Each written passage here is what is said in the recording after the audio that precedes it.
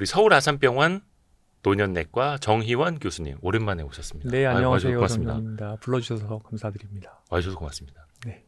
조금 목이 길어진 것 같지 않습니까? 목 빼고 기다려가지고 목이 빠질 뻔했어요. 디스크 어떻게 해야 됩니까? 저희가 라디오에서는 자주 뵀는데. 네네네. 네. 그래서 우리 거의 의료계 아이돌 정희원 교수님. 근데 오늘은 네. 기존에 다른 데서 하지 않으셨던 이야기 해주시나 네, 보겠습니다. 맞습니다. 오늘은 어떻게 하면 부자 노년을 보낼 수 있느냐. 누구나 바라는 건데. 네, 근데 그 관점에서 건강 그리고 투자, 일, 네. 그리고 삶을 바라보는 관점 뭐 여러 가지 이야기를 좀 해보려고 준비를 해봤습니다. 근데 사실 부자 노년, 네. 건강하고 돈 많고 오래 살고 네. 완전 최고 아닙니까? 이게? 그렇죠. 근데 그 세 가지가 앞으로는 이제 많이 엮여 있다고 저는 생각을 합니다. 일단 좋든 싫든 거의 이제 우리 100세 시대가 열렸다고 보셔야 될 것 같고, 그래서 2024년 기준으로 이제 우리나라 여성들의 기대 수명이 이제 90세를 살짝 넘었고요. 예. 정말 바야흐로 100세 시대가 되었고, 보통 이제 첫 직장에서 은퇴 연령이 49세라고 많이 얘기를 하고, 그 다음에 실질 은퇴 연령이 2018년 OECD 보고서를 보면 우리나라가 72세 정도가 됩니다. 그러면 100세까지 산다고 하면 마지막 30년이 남습니다. 근데 우리 사람들의 지금 현재 삶을 바라보는 모습, 관점들은 네. 사실은 100세까지를 바라보지는 않고 있는 것 같아요. 그렇죠. 네, 그래서 일단은 열심히 살다가 또 은퇴를 해서 그 다음에 뭐 3층 연금을 만들어 놓으시거나 아니면은 또 일을 계속 하시거나 뭐 이런 식으로 일단 삶을 영위하시는데, 실은 이제 거의 이제 100세까지 간다고 보게 되면 마지막 30년이라는 기간이 이제 강창희 대표님도 말씀을 많이 하시는데, 사실은 현역 생활할 때 내가 느꼈던 시간보다 더 길 수도 있어요. 왜냐하면은 정말 자는 시간 빼고 다 내가 어떻게 할 수 있는, 그러니까 가처분 시간이 되는 거잖아요.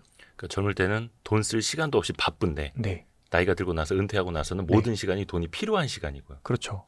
그런데 이제 옵션들이 이제 많이 나오게 되고, 이때부터는 이제 궤적들이 굉장히 다양해집니다.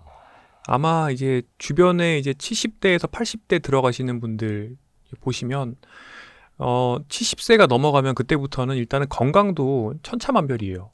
어떤 분은 77세, 80세가 되셔도 젊은 성인과 거의 다르지 않은 모습을 또 가지고 계시고, 또 어떤 분들은 상당히 또 노쇠한 모습을 가지고 계시기 때문에 이렇게 건강 상태나 또는 내가 어떻게 돌봄 요구가 생기느냐, 간병인이 써야 되느냐, 이런 것들이 사실은 상당 부분 나한테 이제 얼마나 내가 그러니까 돈을 필요로 하느냐, 이런 것들을 큰 폭으로 여러 가지 기적 가설, 그러니까 내 삶의 자산 운용 가설을 완전히 바꿔놓을 수 있습니다. 제가 보통 건강 상태를 잘 관리하면은 70세부터 100세까지 그 기간 동안 간병인을 쓸 가능성을 현저히 낮출 수가 있고, 그러면은 뭐 원금 2-30억 원의 효과가 있다, 이렇게 말씀을 드리죠. 사실 이전에 와이스트릿에서 이 얘기는 드렸던 것 같습니다. 그래서 예를 들어서 뭐 24시간 간병인을 사용하셔야 되는 상황이라고 하면 한 달에 현금 흐름만 거의 5-600만 원을 손해를 볼 수도 있는 거죠. 또 반대로 내가 만약에 강창희 대표님 늘 말씀하시는 것처럼 70대에도 젊은 사람과 비슷하게 일을 할 수가 있다. 그러면은 그 일을 정말 사이드로 조금만 하면은, 예를 들어서 일주일에 뭐 정말 뭐 한 10시간, 20시간만 일을 해도요, 그렇게 해서 한 달에 100만 원만 벌어도 3층 연금에다가 더해서 그 100만 원이 더해지게 되면 엄청난 파워풀한 효과가 생기는 겁니다. 그래서 우리가 100세까지 부자로 산다라는 것을 정리를 해보면, 부자라는 것은 일단 넉넉해야 됩니다. 돈이 좀 있어야 되고, 그 다음에 사실은 쓰는 것보다 버는 게 많아야 돼요. 그렇죠. 그럼 여기서 이제 정리를 해보면 돈을 버는 거 두 가지가 있습니다. 첫 번째는 일이고요. 네.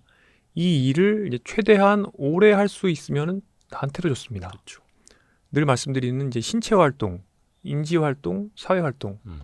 신체 활동, 인지 활동, 사회 활동은 치매를 예방하기 위해서, 즉 뇌가 시냅스를 만들 수 있는 활동들이고 액티브 에이징의 가장 효과적인 방법인데, 이 신체 활동, 인지 활동, 사회 활동을 동시에 하는 방법들이 일이 일단 제일 가장 세다고 볼 수 있죠. 그 다음에 봉사 활동, 뭐 종교 활동, 기타 뭐 사회 활동, 여러 가지 지역 사회 활동, 이런 것들이 있을 겁니다. 그 다음이 이제 자산을 잘 운용하는 게 있을 겁니다. 네.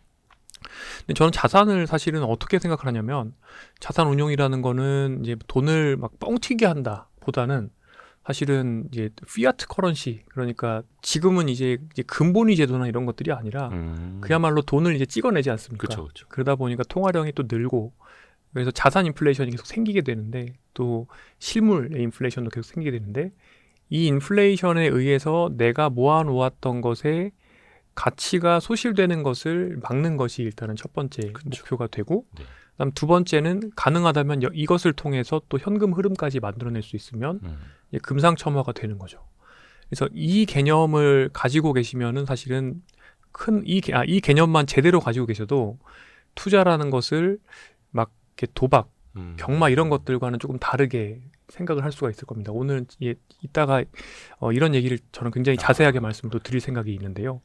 그래서 일단은 돈을 버는 방법, 그러니까 내 몸에 나에게 돈이 들어오는 두 가지 방법, 일과 그다음에 자산에 의한 소득.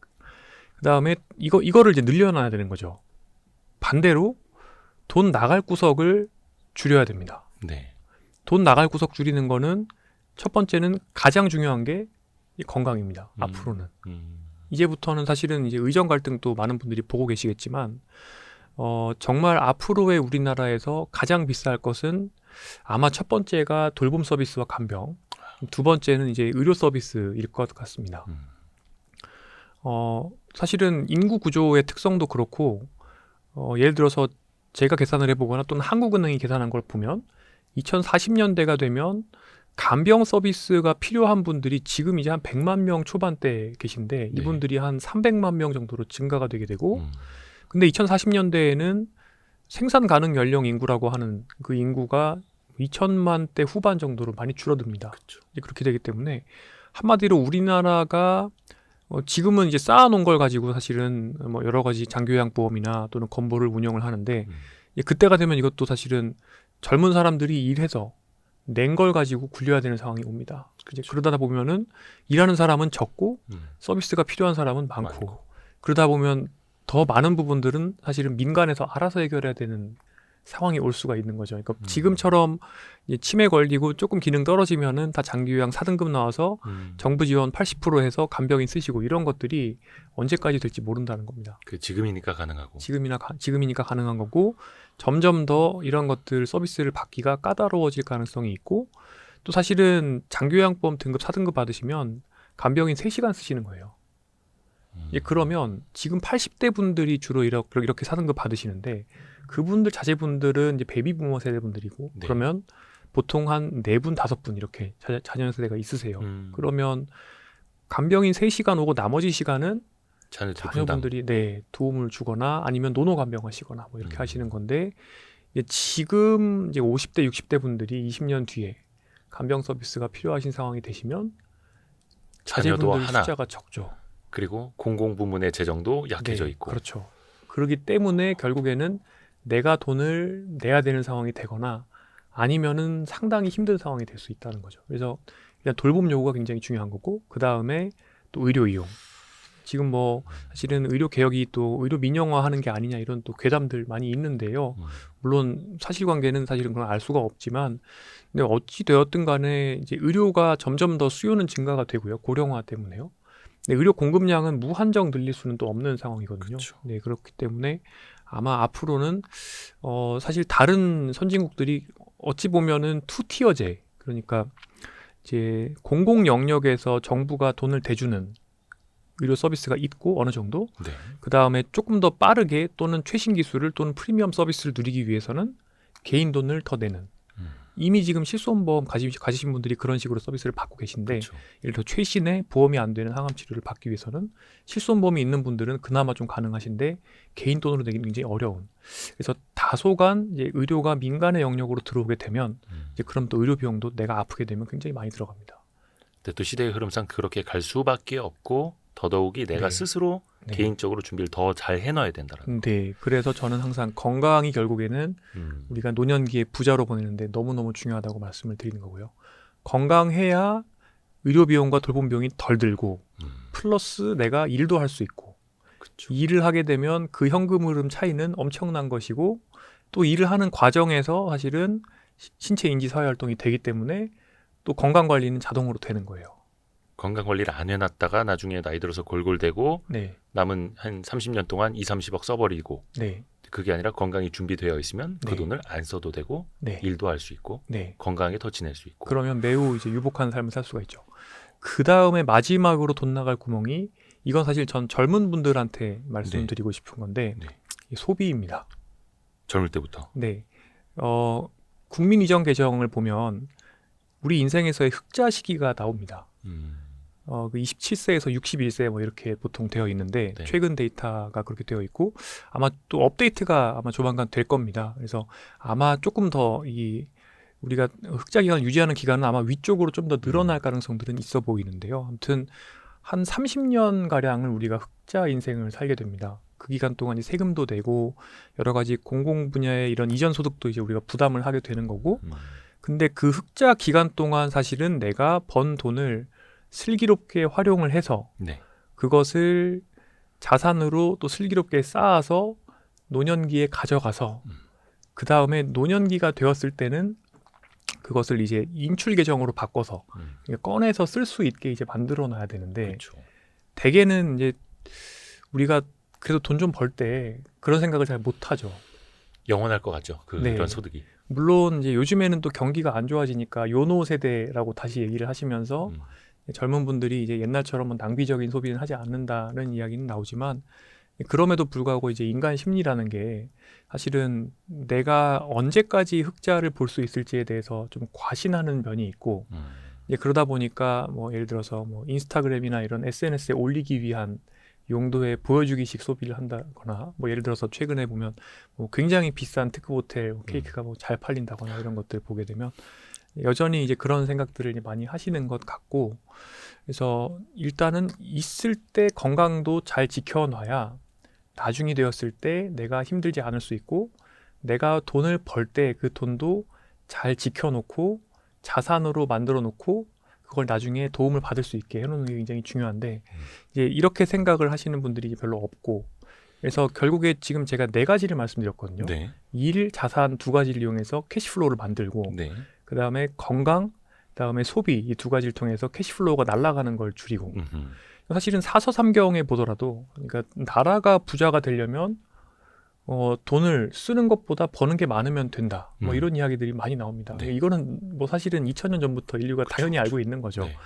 그러니까 그럼에도 불구하고 요 4가지가 서로 이제 같이 엮여서 돌아가면서 내가 100년 동안 건강하고 부유하게 살기 위한 시스템을 만들어 놓아야 한다는 생각을 잘 못하다 보니까 저한테 주로 악플 다시는 분들이 하시는 말씀이 뭐 이런 얘기들이 있죠. 나는 즐겁게 살다가 굵고 짧게 살다가 갈 건데 왜 시비를 거느냐. 맛있는 거 먹고 싶다. 네, 그렇죠. 피자 햄버거도 먹을 건데. 그렇죠. 그리고 나는 스트레스를 풀기 위해서 이제 술을 마시고 네, 뭐 그렇게 하는데 왜 시비를 거느냐. 그 다음에 마찬가지죠. 또 나는 이제 더 빨리 파이어를 하기 위해서 나를 더 갈아 넣을 것이다. 근데 문제는 이제 파이어라는 개념 자체를 굉장히 요즘에 또 이제 미국 주식이나 이제 이런 코인 이런 것들이 좋기 때문에 사람들이 다시 또 좋아하시는데 이 파이어라는 건 사실 파이어 이후에 내가 삶을 생산적인 방향으로 계속 유지한다고 하면 되게 좋은 방안일 수 있긴 한데 예. 사람들이 흔히 생각하는 파이어라는 거는 돈을 최대한 빨리 땡긴 다음에 그 다음에 나에게 어떤 신체적인 또는 인지적인 또는 사회적인 고통을 주는 행위는 벗어나고 싶어. 하지 않고 그리고 편하게 여생을 즐기고 싶은 건데 실은 건강관리의 관점에서 볼 때는 파이어는 그렇게 좋은 건 아니에요. 꾸준히 사회활동도 하고 인지활동도 하고 일도 해야 되는데. 네. 근데 그런 것들을 안 하려고 해버릇하면은 그래서 인간의 저는 3대 도둑놈 심보라고 얘기를 해요. 머리 편하고 싶고 몸 편하고 싶고 마음 편하고 싶고 그렇게 되면은 결국에 컴포트 존 안에 내가 갇히게 되고 실은 이 컴포트 존의 바깥으로 내가 나가는 노력을 할 때 그때 내가 성장을 하고 그때 뇌의 회로도 만들어지고 근육도 성장을 하는 거거든요. 근데 이제 이런 것들을 안 하고 싶어서 파이어를 하고 만약에 그렇게 해서 어디 물가산 동남아 이런 데 가서 매일 술만 마신다라고 하면 사실은 가속해서 치매와 노쇠가 올 수가 있는 겁니다. 그래서 일단은 저는 100세까지 건강하게 또 부유하게 살기 위해서는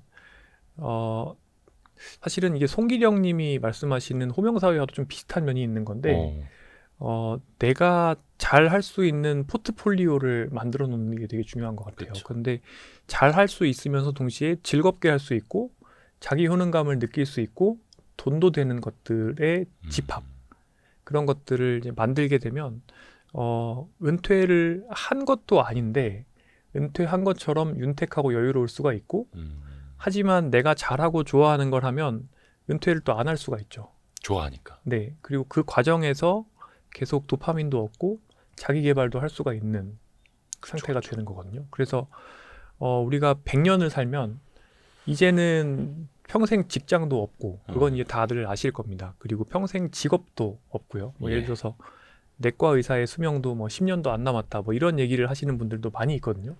왜냐하면 AI가 실제로 굉장히 진단도 잘하고 처방도 잘할 수 있다는 거죠.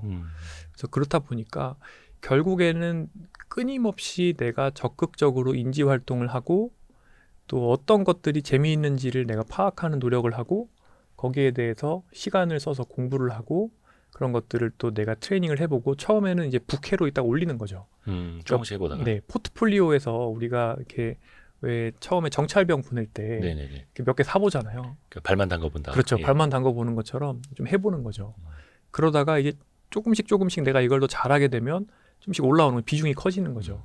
그러면 이제 이게 본캐로 올라올 수도 있죠. 본캐는 부캐로 내려가고 그런 식으로 앞으로는 이제 내가 하는 일들의 목록이 포트폴리오화될 가능성이 있고 이 포트폴리오가 비중 조절이 굉장히 유동적으로 다이내믹하게 될 가능성이 있고 나의 부캐를 편입을 하기도 하고 또 이제 없애기도 하고 퇴출시키기도 하고 그런 식으로 100세 동안 액티브한 라이프 스타일을 영위하는 시대가 올 거라고 저는 생각을 하고 이런 것들이 이제 연결이 돼 있다라고 생각을 저는 그래서 그러니까 일과 삶과 건강과 부가 연결이 되어 있다고 생각을 하시는 게 너무 좋을 것 같고 그래서 일단은 이 영상을 보시는 젊은 분들한테 드리고 싶은 말이 또 있는데 요즘에 이제 장이 좋으니까 하루 종일 특히 이제 코인 보고 계시고 그러니까 국장이 좋다는 얘기가 아니고 오해할 뻔했습니다. 죄송합니다. 네, 코인이나 이런 것들이 이제 최근에 좋다 보니까 그런 것들을 이제 하루 종일 보고 계신 분들이 많은 것 같아요. 그렇죠. 근데 새벽에도 항상 이 코인이나 이런 것들은 또 24시간 돌아가다 보니까 이제 장이 좋을 때 이제 그렇게 막 몰두하시는 분들이 많이 있어요. 그런데 저는 오히려 젊었을 때는 사실은 나의 가치를 높인다거나 또는 나의 역량을 높인다거나 내 몸값을 높이고 내가 할 수 있는 것들의 포트폴리오를 높이는 데 좀 더 집중을 하는 게 좋지 않을까 하는 생각도 들고 이제 너무 이제 이른 시점부터 굉장히 도파민을 주는 그런 투기적인 매매나 이런 것들에 이제 빠지다 보면 사실은 할 수 있는 것들이 많이 없어지기 때문에 그러다 보면은 이제 점점 더 뭐랄까 진짜 이제 우리 사회에서 내가 자기 효능감을 얻으면서 할 수 있는 활동들에서 얻는 도파민은 너무 하찮아 보일 수 있거든요. 그래서 그런 것들이 이제 너무 젊었을 때에는 그런 것들에 너무 몰입하지 않았으면 좋겠다는 생각도 들었습니다.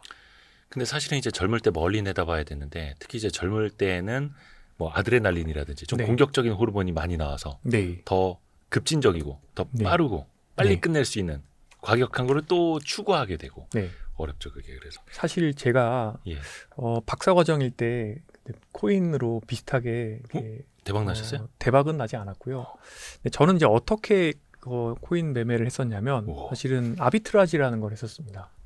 차익 거래를 했었습니다. 그래서 해외 계좌를 만들고 그 당시 김치 프리미엄이라고 하는 게 막 40% 이랬어요. 그래서 그때는 이제 어떻게 했냐면 이제 미국으로 돈을 보내서 그것을 코인을 산 후에 그걸 이제 홍콩을 경유를 해서 이제 한국 시장으로 코인 시장으로 가져와서 판매를 하고 이제 저는 주로 그런 아비트라지 매매만 했었는데요.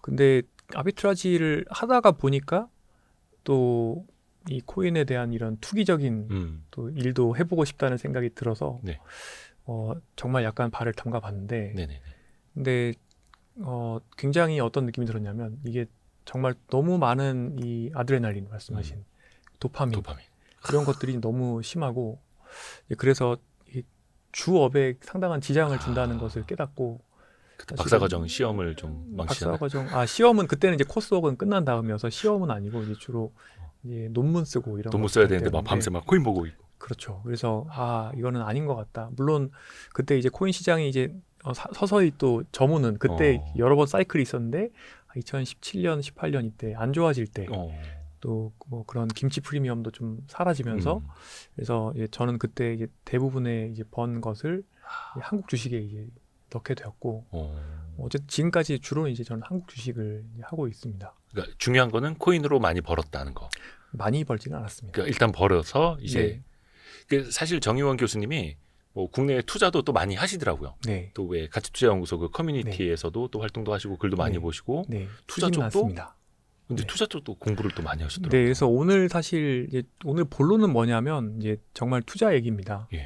그러니까 100세를 준비하는 관점에서 약간 올웨더 포트폴리오 이런 것들을 이제 만들어야 되는데 저는 절대 뭐 그런 분과는 비교할 수는 없고요. 여기 있습니다. 요 끝에 계시네요. 네, 근데 저는 정말 이제 잔챙이고 근데 저로 이제 말씀드릴 것 같으면 이제 뭐 그렇게 대박을 낸 적도 없고 또 그렇다고 해서 뭐 이제 완전 폭망을 해본 적도 없고 그냥 이제 뭐랄까 시장이 안 좋으면 좀 더 사고 시장이 너무 좋으면 좀 팔고 줄이고 뭐 그런 벤 그레이엄 스타일의 가치 투자를 하고 있고 이제 제가 그러면 이런 투자를 어쩌다가 하게 되었느냐 이제부터 얘기를 좀 해보겠습니다. 우리 벤자민 그레이엄이 여기서 지켜보고 계십니다.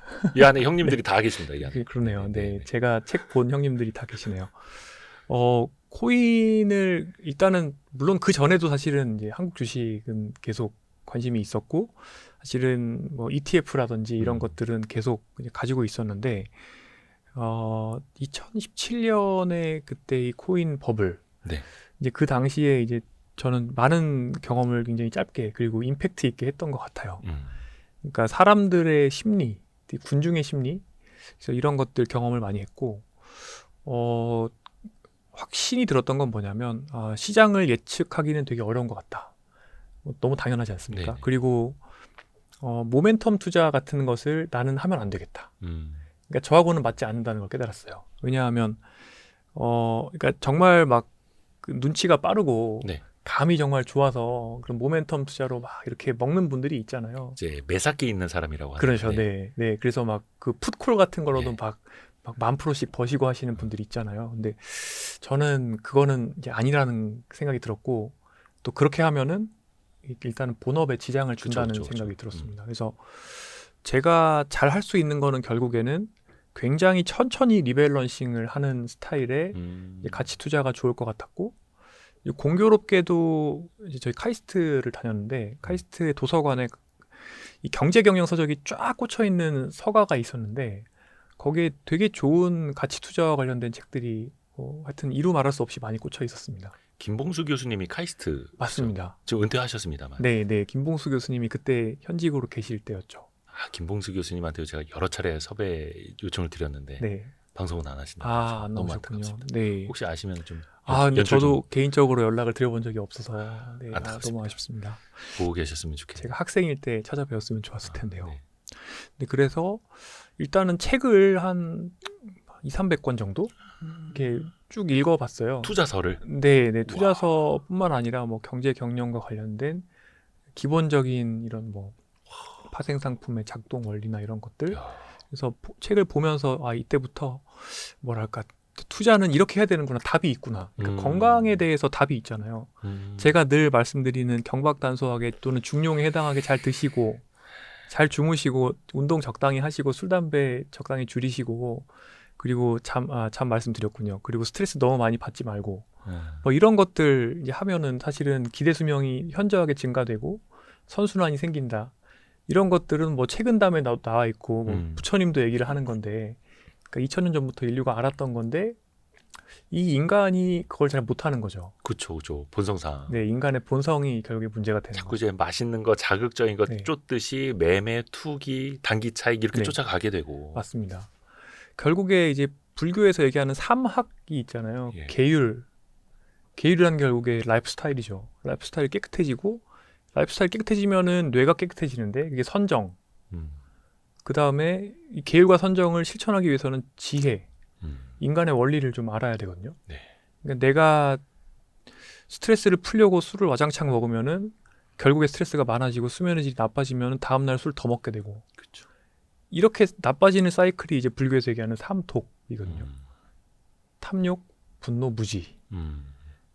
그러니까 무지에 의해서 그러니까 미망이 있기 때문에 그것 때문에 결국에 인간의 원리를 무시한 활동을 하게 되고 그 결과로 이제 탐욕이 또 생겨나고 그 다음에 또 결과가 당연히 안 좋고 분노하고. 또 도파민이 나왔다가 떨어질 때 사실은 또 스트레스 호르몬이 나오니까 그때 또 분노가 많아지고 이 분노가 전두엽 기능 떨어뜨리고 그러니까 결국에 무지가 심해지고 악순환. 네, 분노가 심해지고 악순환이 되는 거잖아요.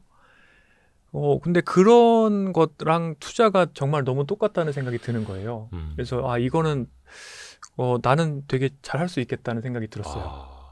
그러니까 어찌 보면은 원칙이 정해져 있는 거죠. 그쵸. 비싸면 팔고 싸면 사고 그다음에 쌀 때 사서 기다리다가 비싸지면 또 팔고 그리고 이제 뭐 정말 시장이 너무 막 사람들이 막 이게 미친 듯이 기뻐할 때 이제 그럴 때는 그 온도가 느껴지니까 그러면 현금 비중을 천천히 늘리고 점진적으로 그러다가 예를 들어서 2020년 3월처럼 모두가 막 꾀꾀거릴 때 막 비명을 지를 때 그럴 때는 이제 현금을 막 투하를 하고 이렇게만 하면 되겠다는 생각이 들어서 이제 그런 행동들을 이제 하기 시작을 했죠. 이제 그러고 이제 지금까지 어쨌든 꽤 좋은 경험들을 이제 많이 하고 있기는 해요.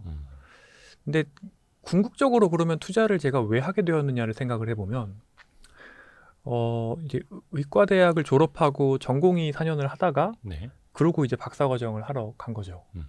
근데 박사과정을 이제 시작을 했는데 이제 학교에서 진료를 하면 안 된대요. 네? 그러니까 이제 박사과정을 할 거면 네.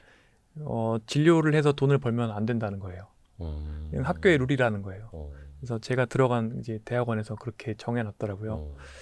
그래서 그때 이제 한번 약간 멘붕이 왔어요. 이게 왜 그러냐면 나는 의사가 평생 직장일 줄 알고 이걸로 먹고 살 수 있을 줄 알았는데 환자를 보면 안 된다고 하네. 그래서 소득이 없어진 거죠. 뭐 학비도 필요하고 생활비도 필요하고 한데. 그렇죠. 근데 그래서 일단 열심히 뭐 어떻게 해서 연구재단에서 주는 펀드를 받아서 생활비는 해결을 했어요. 다행히 잘 됐는데 어쨌든 그때 잠깐의 어떤 머리를 텅 치고 지나가는 느낌. 그러니까 내가 언제 어떤 순간이 되었을 때 내가 근로를 통한 현금 흐름을 만들지 못할 때 그때 무언가가 있어야 되겠구나. 사실은 그것 때문에 먼저 투자를 이제 공부를 하기 시작한 건 사실이에요. 그러니까 물론 코인이라는 그런 것도 코인 버블의 경험도 있긴 했지만 사실 그 이후에 공부를 처음 시작한 것은 아니고 그 전부터 사실은 계속 이런 고민들을 이제 하고 있었던 거거든요. 근데 저도 되게 버핏과 비슷한 경험을 했던 것 같아요. 처음에는 막 그런 뭐 차트도 보고 막 모멘텀 막 이런 거 보고 막 이렇게 오르는 걸 사고 막 단타도 치고 그런 경험도 이제 해봤던 거죠. 그런데 이제 결국에 가치 투자라는 개념, 그 다음에 이제 포트폴리오를 이렇게 뭐랄까 굉장히 잘 밸런싱을 시켜놓는 것들 이런 것들에 대해서 고민을 하기 시작하니까 이제 그때부터는 이제 마음이 굉장히 편해지더라고요. 야, 이거를 통달을 하셨네요. 통달을. 어떻게 보면 이제 사실은 통섭이고. 네. 제 주변에서도 이제 의사 선생님들이 뒤늦게 투자를 이제 뛰어들었다 잘 안 되는 케이스를 좀 많이 봤어요. 원체 바쁘시고 투자 공부는 안 돼 있고 돈은 또 많고 소득 수준도 높고 그러다 보니까 지름길을 또 찾게 되고 그러다가 투자도 제대로 신경을 못 쓰고 진료도 제대로 신경 못 쓰고 이러다 막 이도 아니고 저도 아닌 이런 케이스들이 있었는데 와 이거를 미리미리 더 공부를 다 하시고 준비가 돼 있었네요. 얼마 전에 그 라덕 연사 때 그렇죠. 그때 이제 그런 분들이 이제 많이 들어가셔서 큰 돈 이제 잃으시고 그러니까 이게 그 투자를 하면서 느끼는 거는 일단은 공부를 되게 많이 하고 시작하는 게 되게 안전한 것 같고요. 그 다음에 사람의 그릇이 있는 것 같아요. 그릇이요. 그 돈을 견딜 수 있는 그릇. 아하. 근데 재밌는 거는 이게 그러니까 내가 소득이 많으면 이 그릇은 처음부터 좀 더 큰 것 같아요. 그렇죠. 이게 어떤 느낌이냐면 하루에 내 한 달 월급이 깨지면 처음에는 되게 멘붕되거든요. 힘들죠. 네. 근데 이게 점진적으로 AUM이라 그러잖아요. 그러니까 내가 그 운영하는 돈의 자산. 양, 에셋 언더 매니지먼트 그게 커지면서 이 점진적으로 커지게 되면 그 내가 견딜 수 있는 돈의 양이 커지고 그 다음에는 얼만큼이 깨졌을 때를 견딜 수 있는 능력이 좋아지고 그러면은 이제 부안해동을 안 하게 될 수 있거든요. 그렇죠. 그러니까 이것도 결국에는 그 불편함인데, 그러니까 컴포트 존에서 벗어나는 약간 안티프레질 같은. 그러니까 나를 이제 죽이지 못하는 독을 먹으면 나를 강하게 만든다 그런 그쵸, 느낌. 그쵸. 그래서 그 과정을 한 번은 이렇게 뚫고 그러니까 이렇게 싹 훑고 지나가야 되는 것 같아요. 그래서 많은 사람들이 이제 이렇게 투자를 하거든요. 그러니까 처음에 뭐 이건 잃어도 돼 이러면서 대충 막 단타를 치고 없어도 되는 돈. 네, 없어도 되는 돈이라고 생각하고 그 다음에 이제 그거를 갑자기 좋은 경험을 좀 몇 번 하면 그 논리가 계속 갈 거라고 생각을 하고 규모를 키우다가 네. 그 다음에 확 날아가거든요. 한 방에 쓰러지고. 네. 그게 그러다가 왜 이제 네. 비싼 수업료 치렀다 자기 위안하고. 그렇죠. 또는 주식이라는 거는 죽을 때까지 하면 안 되고 다시 내가 주식하면 손을 자른다 뭐 그쵸, 이런 그쵸, 그쵸. 분들도 있고요. 네. 그러니까 이게 사실은 공부를 안 했고 그 다음에 이제 적절하게 운영할 수가 없는 상태에서 이제 나의 그릇을 키우는 경험을 또 안 해보셔서 그런 경우가 많은 것 같아요. 그래서 일단은 그러기 위해서, 그러니까 우리가 100세까지 가기 위해서 이 그릇을 단단하게 조금씩 더 크게 만드는 과정, 이런 것들을 어릴 때부터 저는 하셔야 된다고 생각을 하고, 그래서 정말 뭐랄까, 정말 20대, 저는 20대 이제 저는 30대에 시작을 했군요. 뭐 예를 들어서 당시 처음 시작할 때는 그냥 1,000만 원, 퇴직금 1,000만 원 이런 느낌? 그렇게 해서 시작을 하더라도 그 1,000만 원 안에도 저는 그래도 이제 예를 들어서 어느 정도의 현금성 자산, 약간의 뭐 채권형 자산, 그 다음에 주식, 그 다음에 뭐 대체 투자, 뭐 금은 이런 것들을 구성을 하고 여러 가지 실험들을 차분하게 해보면서 늘려나가는 단계가 필요하다고 생각을 하고 이제 해보니까 어느 순간 이 스노볼링 이펙트가 나타나면서 생각보다 빨리 이런 것들이 커지고 이제 어느 순간부터는 정말 하루에 뭐 큰 돈이 깨진다 하더라도 견딜 수 그게 있고. 이제 아무 느낌이 들지 않을 수가 있게 되고 이제 그러다 보면 이제 어느 순간부터는 예를 들어서 한 3개월에 한 번 정도만 리밸런싱을 한다. 원칙. 네, 그냥 록인 자체를 안 하는 거죠. 아예 저는 본업만 하고 투자는 그냥 알아서 내가 생각한 가설이 맞을 거라고 생각을 하고 나의 포트폴리오가 돌아가고 있고. 네, 돌아가는 상태에서 두는데 제 원칙은 그렇거든요. 3개월에 한 번 정도 일단 리밸런싱을 하는데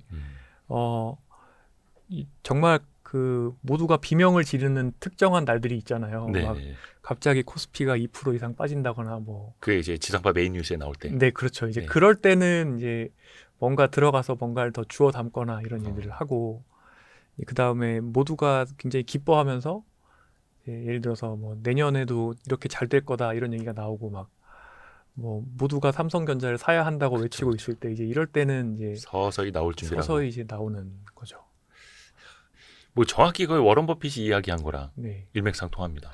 근데 저는 버핏만큼 성장주 투자는 할 줄 몰라서 성장주 투자를 할 줄 알면 너무 좋은 경험을 더 많이 했을 것 같은데 좀 더 그레이엄에 가까우신. 예, 좀 더 옛날 벤 그레이엄 스타일의 이제 투자를 하고 해왔던 것 같아요. 근데 이제 그럼에도 불구하고 이렇게만 하면 큰 문제는 없다.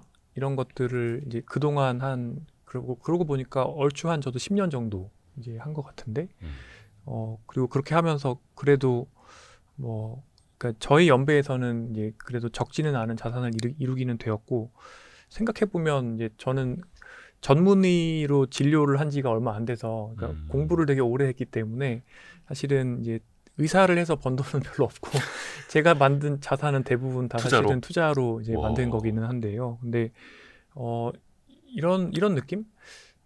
레버리지를 되게 조심해서 써야 되는 것 같고요, 일단. 그다음에 항상 현금 또는 현금성 자산이 한 1, 20% 정도가 있으면은 그게 너무 좋은 것 같아요.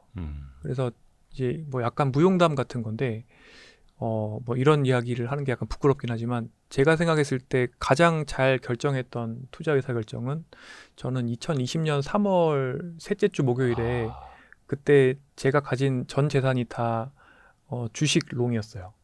주식 롱이었다. 그 전까지요?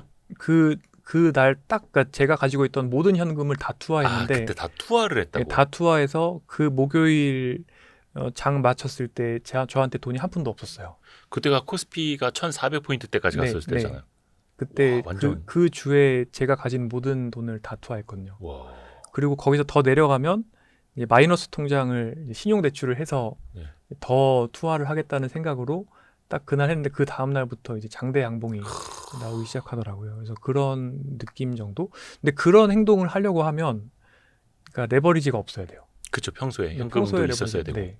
그리고 평소에 현금도 있으면서 불필요한 레버리지가 없어야 그것을 이제 그런 용도로 쓸 수가 있고 또 현금과 비슷하게 약간 움직이는 주식들이 있잖아요. 그러니까 뭐 네네네네. KTNG 그런 배당주들, 것들을 조금 더 가지고 있으면 경기방어주들. 그런 것들을 그럴 때 팔아서 또 살 수 있거든요. 그쵸. 시클리컬을 더 살 수 있거든요. 그래서 이제 그런 식의 투자를 하기 위해서는 이제 반드시 생각을 해야 되는 게 그러니까 늘 말씀드리는 장기 이평선. 장기 이평선을 놓고 근데 이 장기 이평선이 밸류 차트로도 만들 수가 있잖아요. 그러니까 각각의 회사들에 대해서 그 회사들의 어떤 업황이나 이런 것들의 밸류 차트를 만들어 놓고 보면서 사실은 너무 많은 것들이 좋게 선반영이 되어 있는 시기들이 있거든요. 이제 그럴 때는 이제 해당 종목은 물론 저는 좀 더 어릴 때는 숏도 막 쳤었는데 숏을 치지 않더라도 약간 멀리 할 필요가 있고 이제 문제가 사람이 아까 우리가 탐진치 얘기를 했지만 기본적으로 조금 레밍 같은 면이 있어요. 그러니까 군중 안에 있으면 편안함을 느끼는 것도 있고 그다음에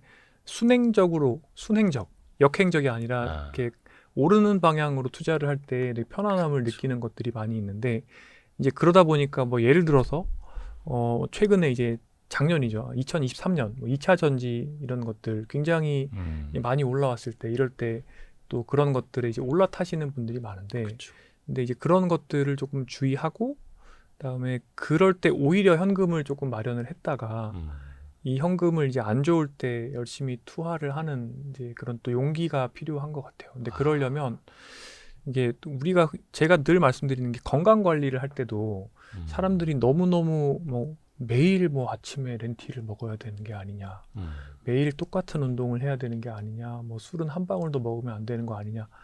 저는 그게 아니라고 항상 말씀드리고 항상 건강 관리의 장기 이평선을 어느 정도 괜찮게 만드시면 된다고 말씀을 드리거든요. 네.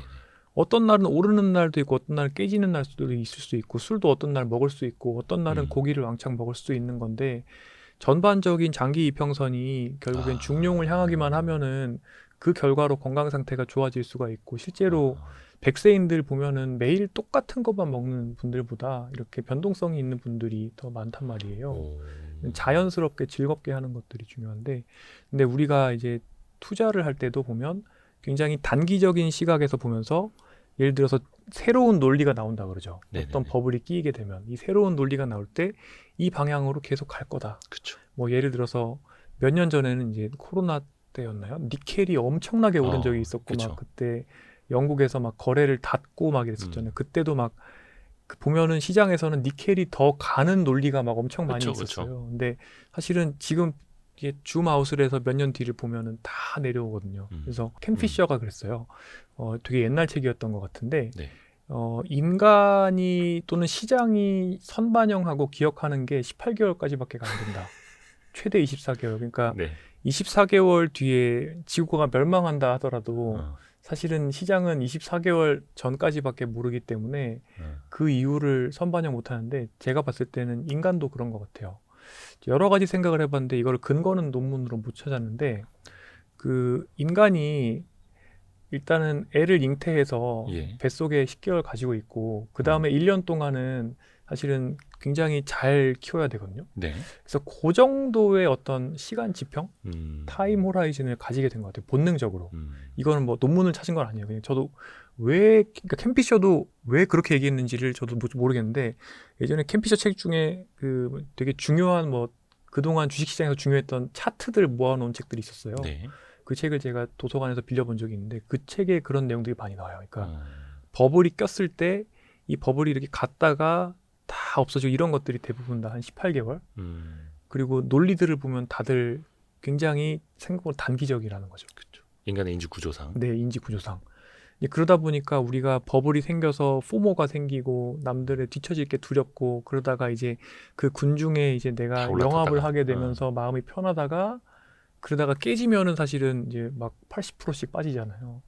근데 그렇게 해서 원점으로 돌아오는 데까지 보통은 길어야 18개월에서 2년 정도밖에 안 되는데, 물론 미국 나스닥처럼 세큘러하게 가는 것들도 있지만 그건 굉장히 좀 예외적인 것 같고, 개별 차트들을 보면 대부분 다 그렇거든요. 그쵸. 근데 이제 우리가 그런 것들을 못 보고 너무 단기적으로 보는데 사실은 조금 더 장기적으로 생각을 해야 되는 것 같고, 근데 또 건강에서도 우리가 미래자기라는 개념이 있어요. 미래자기, 퓨처 셀프죠. 미래자기. 네, 이게 무슨 얘기냐면 사실은 투자도 미래의 나를 위해서 지금의 내가 약간 희생하는 거예요. 네. 그걸로 뭐 플렉스를 해버릴 수도 있는 건데. 네.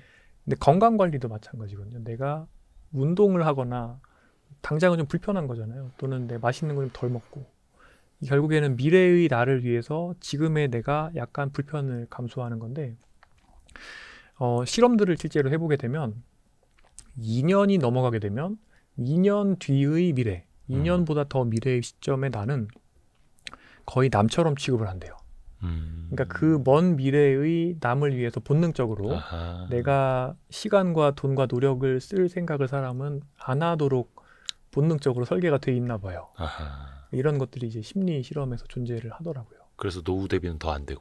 네, 그래서 이제 투자를 생각할 때 이제 단기적인 편안함보다는 지금은 불편해도, 지금은 인지적으로 불편할 수 있어도 장기적으로는 나한테 유리할 수밖에 없는 시스템을 만드는 게 중요한데, 그 시스템에 대한 것들이 사실은 이제 와이스트릿에서도 이제 많은 이제 영상을 통해서 교육을 하시고 네.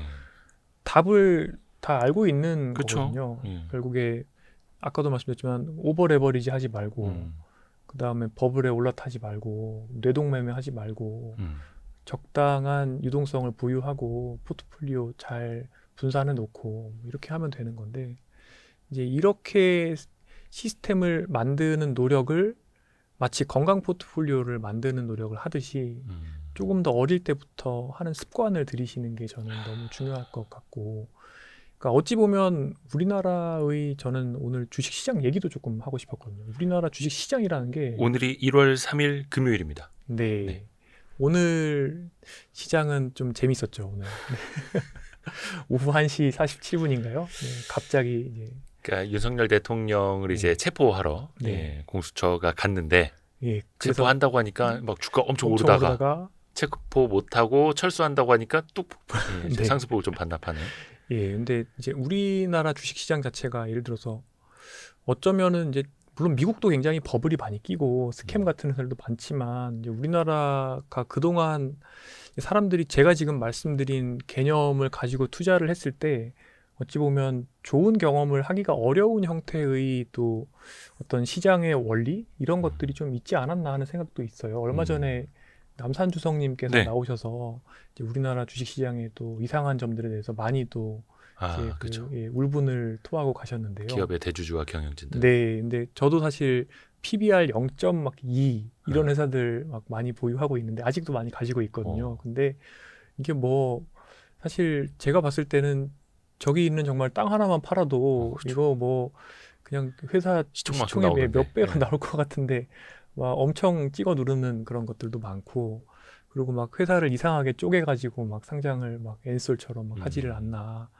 그러다 보니까 사람들이 또 투기적으로 이제 그냥 뭐 이상한, 예를 들어서 저는 또 생물학 공부를 했으니까 제가 봤을 때는 이 회사의 어떤 특정한 성분이 아무리 신약으로 잘 된다 하더라도 정말 뭐 이 회사에 벌어줄 수 있는 돈의 기대값이 얼마 되지 않는데 그 회사의 시총이 막 어마어마하게 막 거의 막 글로벌 제약회사 수준으로 막 올라버린다거나 뭐 이상한 것들을 이제 많이 보면서 이제 또 사람들이 이렇게 가치 투자라든지 또는 굉장히 장기적인 관점에서 이런 투자를 하는 것들을 어려워하지 않나. 그러니까 사실 사람들이 저한테 정 선생님 주식 하시죠? 이렇게 얘기를 하거든요. 저는 이게 되게 싫어요. 그러니까 주식을 한다라고 했을 때 이게 무슨 투전판에 가서 뭐를 이렇게 하는 것처럼 또는 경마한다 이런 것처럼. 여러 뉘앙스가 있죠. 근데 사실은 이 자본시장이라는 것은 특히 주식이라는 것은 한국에서 국민연금을 가지고 계신 분들은 다 하고 있는 주식을 보유하고 계신 거고 그쵸. 그리고 기본적으로 또 3층 연금 안에도 결국에 주식과 채권이 상당 부분이 포함되어 있는 건데 근데 이제 주식을 이제 운용을 한다라고 하면 주식을 하신다 이렇게 생각을 하고 그건 이제 제가 막 마치 이제 어두운 방에서 이제 모니터 이렇게 켜놓고 막 사고팔고를 계속 하고 있으면서 본업은 하지 않고 이렇게 생각을 하시는 분들이 많은 것 같습니다. 그래서 이제 우리나라에서의 사람들이 생각하는 어떤 자본시장의 역할 이런 것도 좀 바뀌어야 될 필요가 있다고 생각을 하고 미국 사람들 401k 생각하듯이 401k 네.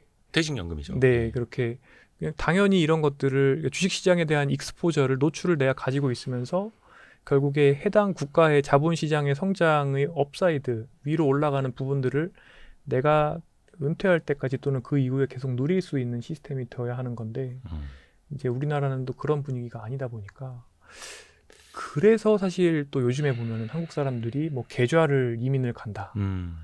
그래서 이게 저는 되게 안 좋다고 생각을 하는 게 그러니까 우리나라 그러니까 국장이라고 요새 얘기를 많이 하죠. 국장의 분위기도 안 좋고 투자를 해봐야 뭐 우량 회사를 투자를 하면은 쪼개서 대주주만 좋은 일을 하고 뭐 이렇게 하다 보니까 사람들이 이제 또 환멸을 느끼고 또 저쪽에서는 또 좋은 장세가 좋으니까 또 우리나라에서 더 빼서 또 해외로 넘어가고 이제 그러다 보면은 사실은 자본시장이라는 게 자꾸 물이 들어와야 스타트업도 투자가 이루어지고 또 상장도 되고 유니콘도 만들어지고 나라가 혁신 성장을 할 수가 있는 것인데 이런 것들이 더 어려워지는 또 안 좋은 현상인 것 같아서 아쉬운 점들이 많습니다. 이게 참 우리 시장에서 악순환만 끊어내도 왜 그 건강을 망치는 안 좋은 습관만 끊어내도 건강해질 수 있는 것처럼 시장의 악순환만 끊어내도 건강한 시장이 될 수 있을 텐데 우리나라 투자자분들 저 뒤에 있는 여의도 선수들의 비밀에도 썼습니다만 우리나라 투자자들의 평균 주식 보유 기간이 1개월 반밖에 안 됩니다. 2달이 안 돼요. 근데 그게 한켠에서 보면은 대주주들 입장에서는 거봐 맨날 샀다 팔았다 하면서 저 사람들이 무슨 우리 회사 주주야. 탄탄할 거 아니야. 그러니까 내가 배당을 왜 해야 돼. 이렇게 되는데 또 투자자들 입장에서는 장기 보유해봐야 대주주나 경영진이 빼가는데 내가 당하게 되고 배당도 안 주고 장기 우상향 성장도 안 되니 단타를 칠 수밖에 없고 그러니까 서로가 계속 악순환에 있는 거예요. 이 고리를 좀 끊어야 되는데. 자본시장의 역할을 자본시장이 해야 되는 역할을 잘 못하고 있는 거고 어찌 보면 자본 조달은 많이 하는데. 그래서 개미의 돈은 이렇게 사라지고 쭉쭉 있고 빨아가지고 빨대로. 나쁜 경험을 하시다 보니까 또 더 국장을 떠나시고 그래서 저희 아버지도 회계사신데 이제 은퇴 연배가 되시면서 이제 원래 회계 법인에 계실 때는 이제 투자를 못 하거든요. 이제 이해관계가 그러다가 이제 법인 나오시면서 투자를 하시는데 국장 비중이 0%세요. 현재요. 네. 많이 버셨겠네요. 그래서 그 연말에 저하고 이제 식사를 하는데 저는 이제 국장 비율이 굉장히 높은데 그래서 아버지가 저한테 이제 한마디 하셨죠. 너 왜 그러고 있니? 우리나라의 이 자본시장의 원리를 아는 사람이 대체 왜 국장에 돈을 넣고 있는 거냐. 잠시만요. 국장 탈출은 지능순이라 그랬는데 정의원 교수님 머리 엄청 좋으신데 이거. 큰일 났네. 그런데 실은 이제 저도 물론 이제 미국 익스포저도 있습니다만 유럽도 익스포저가 있고 그런데 정작 제가 올해 그러니까 2024년이죠. 이미 지나갔네요. 작년에 제가 가장 많이 늘렸던 포지션은 뭐냐면 사실은 전 KRW 그러니까 한국 원화 하고 그다음에 국내 주식이었던 것 같아요. 오히려요. 그리고 2023년에 그럼 저는 뭐를 늘렸냐면 2023년에는 저는 은행주를 많이 늘렸고 그리고 은을 많이 늘렸거든요. 은. 엄청 많이 버셨겠네요. 그래서 그거가 예, 수익을 많이 이제 2024년에 이제 수익을 많이 줬고, 근데 2024년에는 물론 이제 그 코스피 종목 중에서 깨진 것들이 많이 있지만 그런 것들도 좀 늘렸고, 그리고 이제 현금.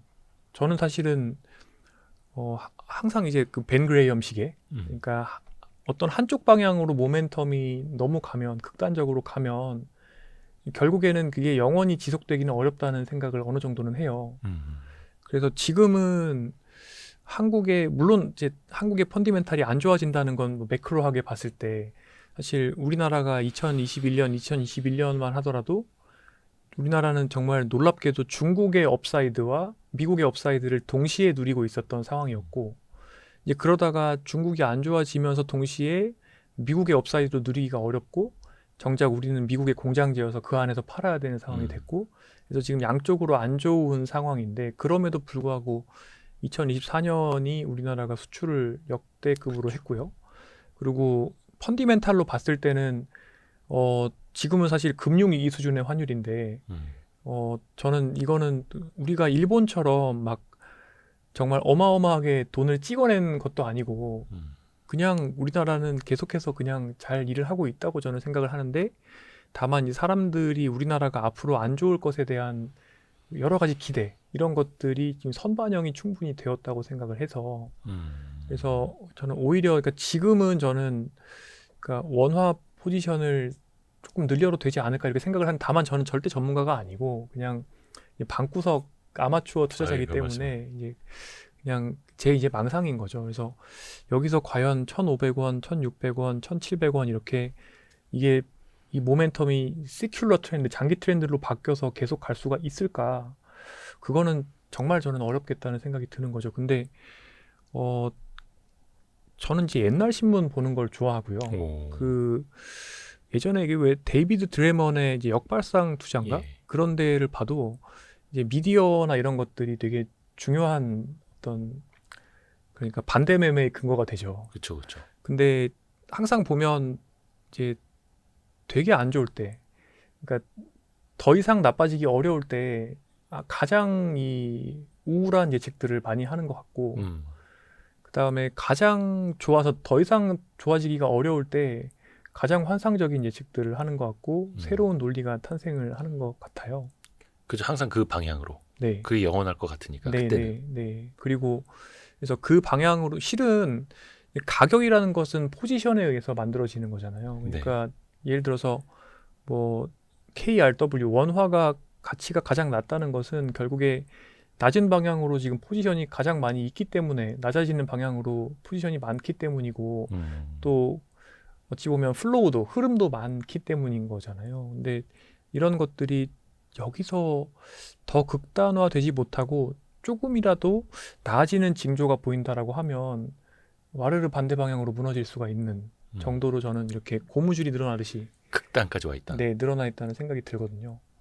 근데 정말 이런 것들이 물론 환은 저는 훨씬 어렵다고 생각을 하는데, 이제 개별 주식을 보면은 조금 더 이제 쉽게 이제 볼 수 있는 것 같아요. 그러니까 근데 개별 주식은 사실은 그래서 CFD 숏을 이제 한다고 하면은 사실은 이제 또 조만간 재개가 될 테니까 3월부터 공매도 재개된다고. 네. 그 숏을 하면은 사실 오히려 그러니까 우리나라의 이런 장에서는 제가 말씀드린 뭐 18개월 정도의 시간 지평을 가지고, 그리고 이제 견딜 수만 있다라고 하면 사실 그렇게 나쁘지 않은 해지 수단인 것 같기는 해요. 근데 이건 말씀드리기가 굉장히 조심스럽긴 한데요. 왜냐하면 우리나라에서 공매도를 한다는 것 자체는 굉장히 이제 나쁜 사람으로 이제 취급될 수 있기 때문에. 그렇죠. 근데 그렇기는 한데 어쨌든 포지션이 굉장히 극단으로 갔을 때 이제 반대 방향의 포지션을 잡는 거가 사실은 이제 그러니까 역버블이 있고 버블이 있는데, 그러니까 같이 투자를 하는 건 사실 역버블인 상황에서 투자를 하는 거잖아요. 그러니까 좋던 시장이 좋던 어떤 회사가 너무 갑자기 안 좋아질 걸로 생각이 되어서 굉장히 어떤 뭐 PBR 막 정말 1 미만으로 쫙 내려가면서 이제 그럴 때 사는 것은 사실 생각보다 오래 기다려야 될 수 있는데, 우리나라의 이 주식시장의 특성상. 그쵸. 근데 이제 버블이 끼어 있는 것에서 사실 반대 방향으로 가는 거는 조금 더 쉬운 면이 있는 것 같고요. 아무튼 얘기가 잠깐 샜는데 아무튼 저는 그래서 2025년에는 모두가 다 너무너무 안 좋을 것 같다고 생각을 하지만 물론 약간 정신승리하는 것도 있고 또 기도하는 면도 있긴 합니다만 생각보다 원화는 2025년이 끝났을 때는 지금보다는 조금 더 좋은 자리에 있지 않을까. 그리고 코스피도 언젠가는 더 지금보다 나아지지 않을까 이런 생각을 이제 하고요. 이게 저는 요즘 들어서 이 단어를 많이 쓰게 되더라고요. 물극필반이라고. 뭐든지 이제 극에 달하면 되돌아온다. 금음달이 어떻게 뭐 만년 금음달일 수는 없듯이 또 달도 차면 또 기운다고 하고. 그러니까 지금 저희도 상법 개정 콘텐츠 되게 많이 하면서 강조를 합니다만 시장이 이렇게까지 극단적으로 안 좋지 않으면 상법 개정에 대한 목소리가 안 높아지거든요. 지금이니까 상법 개정 여론이 정말로 등등하게 올라올 수 있는 거고. 하나둘씩 좀 이제 바꿔나가면 될 것 같고. 그래서 이제 이런 것들을 종합을 해보면, 그러니까 요즘에 이제 미국이 좋으니까 한국을 손절하고 미국으로 가시는 분들이 많잖아요. 근데 실은 이제 포트폴리오라는 관점에서 봤을 때는 리밸런싱의 관점에서 봤을 때는 가치 투자하는 사람들이 흔히 생각하는 오히려 지금은 그러니까 자연스럽게 포트폴리오 안에서 만약에 그러니까 국장과 미장의 비율이 있다면 미장의 비율이 증가되었으면 조금 의심스럽긴 하지만 미장을 약간 깎아서 오히려 국장으로 오는 게 맞긴 하거든요. 그러니까 예전에는 한 이 정도 차이가 났다면 지금 이만큼 차이가 나 있으니까 조금 깎아서 비중을 좀 더 이제 채워줄 수도 있는. 네, 그렇긴 한데, 근데 너무 많은 분들이 이제 시장이 이제 미장이 좋고 또 코인이 좋으니까 또 정말 몇 년 전을 그대로 다 잊으시고 코인 그때 또 버블 터졌을 때 잊으시고 또 분화방처럼 달려가시는 것 같아요. 근데 어쨌든 오늘 계속 말씀드리는 거지만 이런 분화방식 투자에 약간 주의를 하시는 게 너무 좋지 않을까. 그리고 투자라는 것을 그러니까 저는 건강도 항상 말씀드리죠. 100년을 내가 더 잘 살고 더 부유하고 편안하게 살기 위한 투자라고 건강을 말씀을 드리고 결국에 이 자산 관리도 사실은 100년이라는 매우 길어진 시간 지평의 상황에서 상황이 지금과 달라졌을 때 내가 그래도 별로 다치지 않는 올웨더 성향의 포트폴리오를 만드는 방법을 공부해 나가는 과정이라고 생각을 하거든요. 그래서 그런 것들을 조금 더 생각을 해보시고 뭐 사실은 전문가는 절대 아니기 때문에 뭐라고 말씀드리기가 부담이 되지만 어쨌든 이 시간 지평을 길게 보시라. 그리고 지금의 세상의 논리가 정말 특히 젊은 분들의 경우에는 예를 들어서 뭐 당연히 87년 또는 뭐 IMF 뭐 아니면은 2008년 이런 과거의 버블 붕괴, 코로나 이런 것들 경험이 별로 없는 분들이 있으실 수도 있거든요. 이제 그럴 때 이제 투자를 또 처음 하시는 분들의 경우에는 이제 무리해서 하시다가 사실은 이제 뭐랄까 한 번에 치유하기 어려운 상당한 데미지를 받으실 수가 있기 때문에 그래서 지금 당장은 굉장히 좋을 수가 있지만 그럼에도 불구하고 다양한 상황에 대한 좀 컨틴전시를 고려를 하셔서 대비를 하시라 이런 것들을 꼭 말씀을 드리고 싶습니다. 그렇죠. 안 좋을 상황까지도 또 대비를 하는 거고 장기적으로 포트폴리오를 나눠서 100년이라는 시간 지평을 또 준비하는. 근데 이게 저는 이제 들으면서 교수님이 좀 꼼꼼하신 스타일이시죠? 아, 꼼꼼하지는 않습니다. 그러세요? 되게 이게 대충 MBTI J 아니에요, J? J인데 투자를 할 때는 그냥 이게 그러니까 마치 레시피 보고 정량하는 거 말고요. 대충 이렇게 합니다. 근데 약간 차분하고 꼼꼼하신 분들이 포트폴리오 투자는 되게 잘하시고 성격 급하고 다혈질적인 분들이 조금 과감하게 지르는 차익을 추구하는 그런 투기를 또 많이 하시고 약간 이게 성향의 차이 아닌가라는 생각도 해요. 왜 건강관리도 그렇잖아요. 뭐 자극적인 거 추구하는 사람이 어떻게 건강관리 잘하겠어요? 근데 저도 참 너무 재밌는 말씀 주셨는데요. 아까 제가 돈의 그릇 말씀드렸잖아요. 이 돈의 그릇을 넘어서는 돈을 보유하잖아요. 그러니까 예를 들어 졸부가 되거나 갑자기 투자를 많이 받거나 갑자기 떼돈을 벌거나 아니면 모멘텀 투자나 코인 투자로 갑자기 돈을 많이 벌면 상당히 많은 사람들이 그 돈에 압도되는데 넘쳐버려서 그러면 가속노화가 걸리는 것 같아요. 가속노화 사이클이 걸려서 그러니까 이게 결국에 이게 돈이라는 게 예. 이게 참 무시무시한 독이 될 수 있는데, 그러니까 예를 들어서 술을 마신다거나 뭐 또는 또 다른 어떤 투기처를 찾는다거나 이렇게 되면서 생활 습관이 나빠지고 배가 나오고 전반적인 건강 습관이 나빠지고 이게 악순환이 되면서 또 이게 왜 권력자의 뇌 제가 여러 번 말씀드렸는데 권력자의 뇌처럼 마치 이제 도파민 중독자처럼 그렇죠. 전두엽 기능 떨어지고 편도체 활성화되는 그런 스타일의 뇌를 가지게 되시는 분들이 이제 있어요. 약간 보면 이거는 뭐 저는 관상학자는 아닌데, 그러니까 약간 뭐 하마상 이런 비슷하게 그렇게 되고 배도 많이 나오고 그리고 포악해지고 이제 이런 분들이 계신데, 이제 그런 경우에 이제 보면 이제 이거는 좀 말씀드리기 조심스럽지만 본인이나 또는 이제 다음 세대의 그런 평안과 행복을 이제 놓고 봤을 때는 돈이 약간 유루복이 될 수도 있다는 생각이 들어요. 없는 이만 못한. 그러니까 뭐 없는 이만 못한까지는 아니지만 돈이 이제 복으로 왔는데, 근데 결국에는 이 돈의 노예가 되거나 또는 이제 돈이 들어옴에 의해서 사실은 이 돈이 내가 지배할 수 없는 정도의 돈이었던 거예요. 이제 그러다 보니까 결국에는 사람의 어떤 행동 양식이나 사고 방식이나 이런 것들이 이제 예뻐지지가 못할 수가 있고, 또 한편으로는 이런 것도 있어요. 그러니까 그 사람이 견디기 어려울 정도로 많은 돈이 갑자기 생기면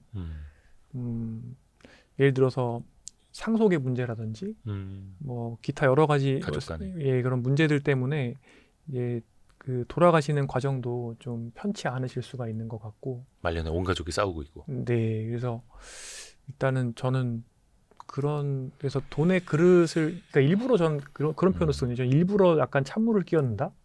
그러니까 너무 떡상할 것 같으면은 조금 더 천천히 가려고 노력을 하는 편이에요. 왜냐하면 제가 견딜 수 있는 그 그릇이 커지는 속도는 되게 점진적일 거라고 생각을 하기 때문에 그것보다 빨리 커져버리면, 그러니까 속된 말로 이제 제가 개저씨가 될까봐 너무 두려운 거죠. 그거를 인지한다는 것 자체가 사실은 되게 어려운 일인데요. 근데 그런 것들이 이제 많은 이제 돈이 있으신 분들의 생애를 우리가 보잖아요, 세상에서. 그렇죠. 보면서 눈에 보이기도 하고, 또 실제로 이제 주변에 보면 이제 굉장히 사업을 잘 하셨는데 또 건강을 많이 잃으신 분들도 이제 많이 있고, 근데 이제 여러 가지 이제 삶의 모습을 보다 보니까 느끼는 게, 그러니까 예전에 제 지도 교수님은 저한테 뭐라고 하셨냐면, 석사 지도 교수님인데 항상 돈은 내가 필요한 것보다 조금 더 많으면 좋겠다, 그렇게 말씀하시더라고요. 누구나 그렇죠. 네, 근데 저는 항상 돈은 필요한 것보다 약간 부족한 게 좋지 않나.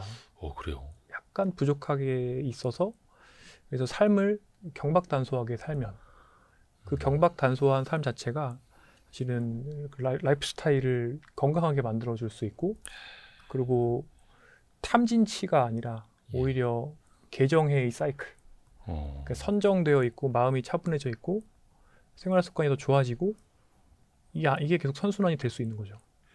그렇죠. 예, 그런 상황에서 사실은 의사결정을 하게 되면 조금 더 멀리도 볼 수 있고, 그러니까 이게 사람이 이성과 감성이 있잖아요. 근데 이제 감성이 활활 타는 상황에서 그 편도체가 활활 타면서 결국에는 이제 아드레날린 이런 것들로 이제 투자를 하는 게 아니라 조금 더 이제 이성적으로 판단을 하면서 투자를 하면 사실은 많은 게 달라 보일 수가 있다는 생각을 하는 거죠. 그래서 어쨌든 이게 결국에 그러니까 요점은 뭐냐면 내가 견딜 수 있는 부의 그릇보다 빨리 성장을 해버렸는데, 그게 그러니까 예를 들어서 로또를 맞는다거나 네네. 아니면 갑자기 주식이 튄다거나 그렇게 해서 갑자기 이게 돼버리면 그게 유루복이 될 수 있고, 그 다음에 이제 결국에는 탐진치의 삼독 때문에 내가 망가지기가 참 쉽다는 생각을 해요. 그러니까 저도 이제 주변에 보면 사업으로 큰 부를 일구신 분들, 네. 갑자기 이제 큰 부가 생기신 분들, 네. 아니면 큰 부가 있다가 다시 처음으로 돌아가신 분들, 뭐 여러 케이스를 네. 보잖아요. 저도 그런 거 보면서 인간이란 존재에 대해서 되게 좀 많이 고민을 하고 연구를 좀 하고 있거든요. 어떤 분들은 큰 부가 생겼어도 예전이랑 생활 방식이 변하질 않아요. 네.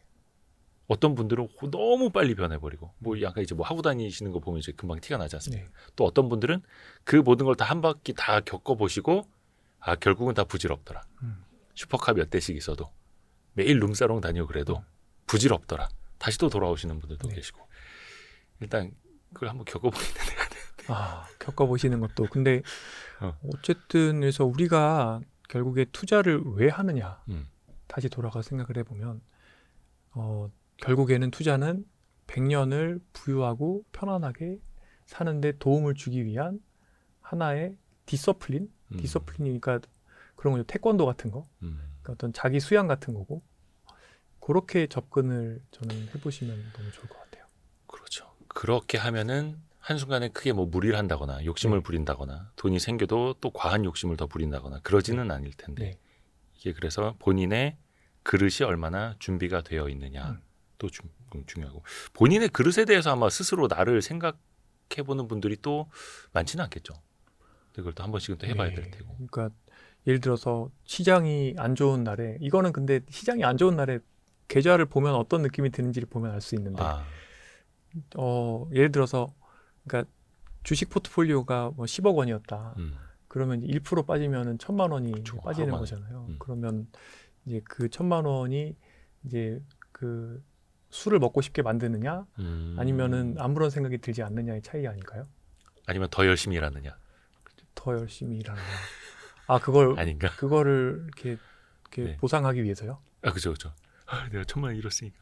근데 그런 생각이 들면은 진짜 그 잘못 약간 포지션 잡고 있는 걸 수도 있을 것 같습니다. 그러니까 그거가 그쵸. 그러니까 투자를 하는데 내 포트폴리오가 깨졌는데 그거를 돈을 벌어서 메꿔 넣어야 되겠다. 그러니까 그만큼 그 본인이 가지고 있는 시스템이 언스테이블, 불안정적이라는 뜻이지 않을까요? 그럴 수도 있겠네요. 네, 그러니까 이게 아마도 그러니까 현금 비중이 낮거나 또는 소득이 낮거나 뭐 하여튼 그래서 상당히 무리를 했기 때문에 거기에 대해서 불안감을 느끼는 거 아닐까요? 그렇죠. 이거 언제 돌아오나. 네. 근데 그게 안정된 그 포트폴리오로 또 균형을 잡아 놓으면 네. 흔들리지 않을 수 있는 거고 네. 오히려 더 한쪽이 빠진 쪽이 있다면 나중에 이거는 내가 더 살 수 있는 그런 기회가 된다라는 생각도 하게 되고 되게 건강한 투자 습관이 될 것 같습니다. 그러네요. 슴슴한 잡곡밥 같은 맛이 나는. 그러네. 렌티크론 같은. 잡곡밥 같은 투자 생활. 저도 약간 조금 이제 반성을 하는 게 저희 Y스트릿의 모토가 가치 투자, 가치 구독입니다. 근데 슴슴해. 자극적인 맛이 없어요. 그런 얘기하고 있으면 조회수가 안 나와.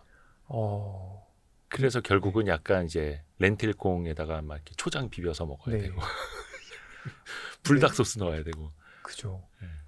그 투자서를 보다 보면 이제 늘 나오는 얘기가 실은 이제 제일 중요한 거는 투자를 하느냐 마느냐.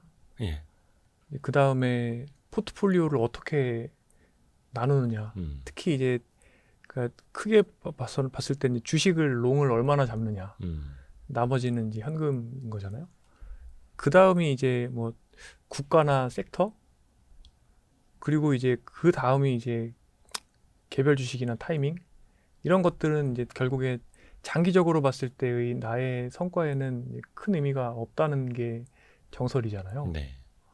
그런데도 불구하고 이제 사람들은 정말 매일매일 몇 프로씩 내가 가진 주식이 오르고 내리고 보고 있고, 심지어 막 분봉을 보고 있고, 그리고 막 나오는 뉴스들도 막 시황이나 뉴스에 계속 이제 집중을 하는 거죠. 그러니까 어찌 보면 미디어는 매일매일 뭘 팔아야 되잖아요.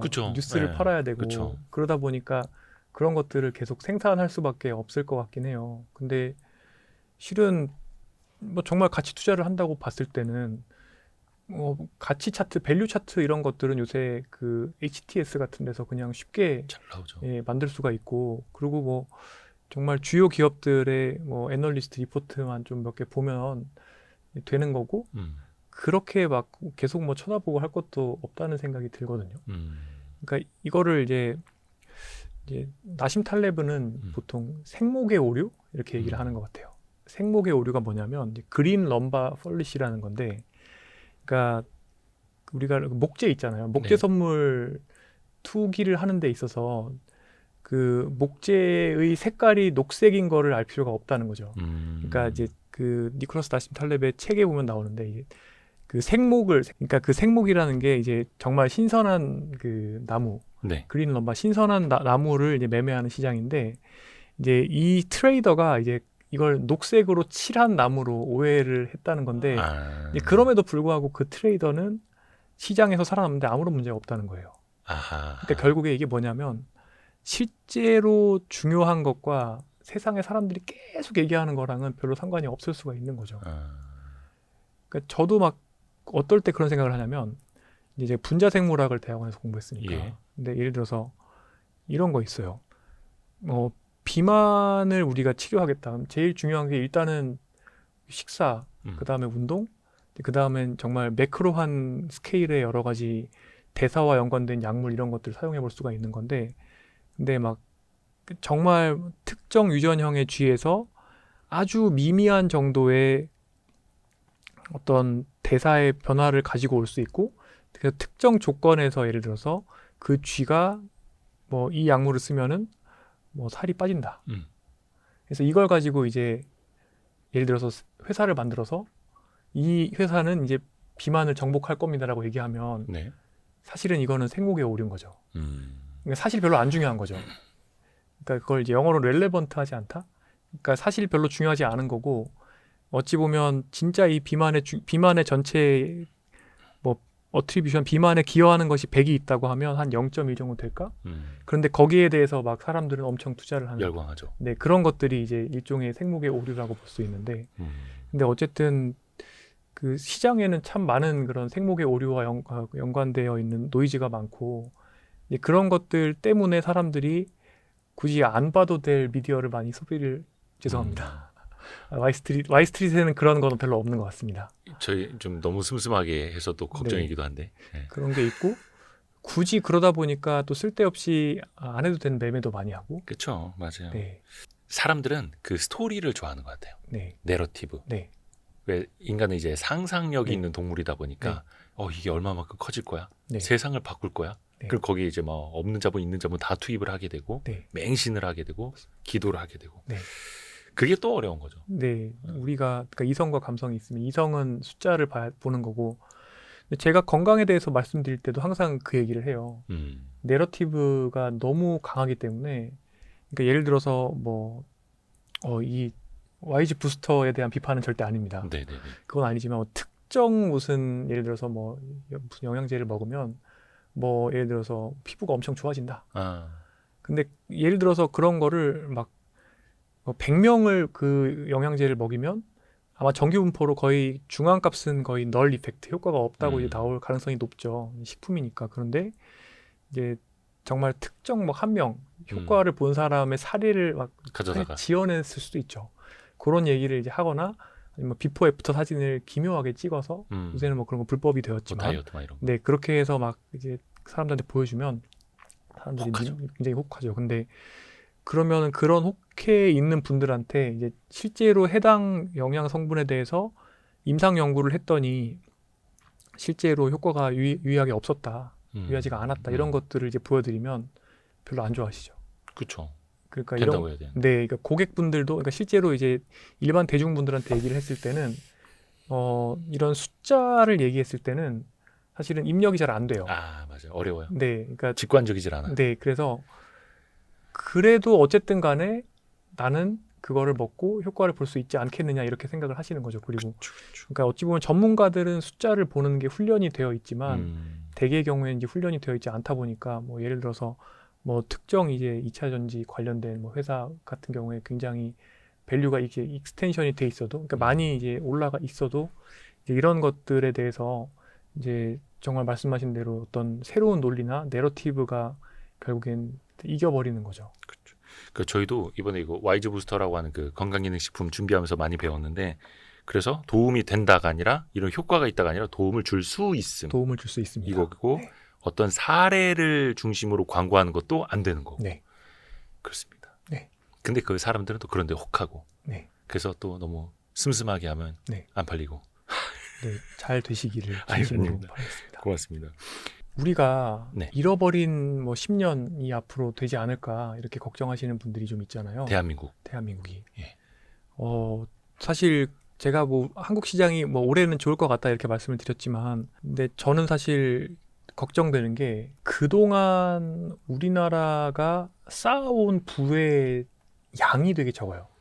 쌓아올린 부의 양이 적다고요? 네. 물론 우리나라가 전 세계 GDP 한 1.7%밖에 안 되긴 합니다만 네. 그래도 많이 성장했잖아요. 성장은 했는데, 그러니까 예를 들어서 이게 이탈리아 같은 데 가보면 느끼는 건데, 이탈리아는 300년, 400년 된 건물도 그럴싸하게 지어서 계속 살 수 있어요. 그 안에서 사람이. 뭔가 문화유산처럼. 네.